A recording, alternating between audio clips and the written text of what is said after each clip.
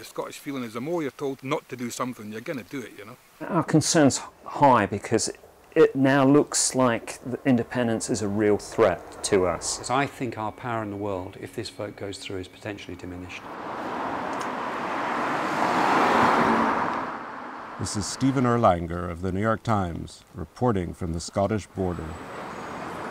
As Scotland races toward a vote on independence on September 18th, the people of Barrack-upon-Tweed, England's northernmost town, are bracing for big change. There's people like myself who have got either a business or young children. The future is a more uncertain place for us. We don't necessarily want to have something that's so radically changed from what we know. The momentum toward independence has grown, and the vote is now considered too close to call.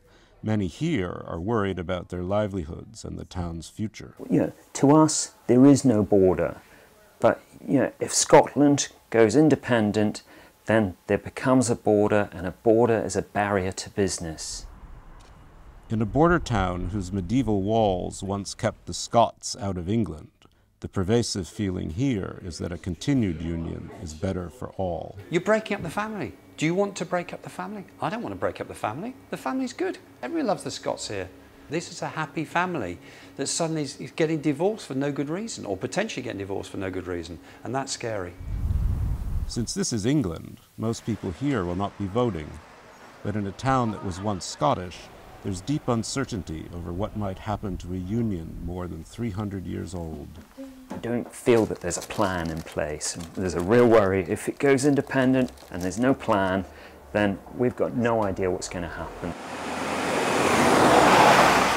Across the border in Scotland, in Coldstream, famous for the regiment that guards the Queen, the mood is different. I think Scotland will be a fairer society. The government will be more accountable, there'll be a constitution written. Well, it's not going to be a land of milk and honey, but it's going to be better. The education's going to be better, the better prospects for the young people. We can encourage more business to come to Scotland. Don't bloody rip people off, tell people the truth. Rabbit ears? Nothing wasted in this or even a pig snout. I must admit I'm swaying towards yes at the moment. This is Howden's pet food store. We sell nothing but dog foods, cat foods, animal foods, and we've been here since 1830. What does worry me is that half of this country is going to vote yes and half of it is going to vote no. And it may go through by 1% or 2%, but it means that the other half are not going to be happy. And that worries me.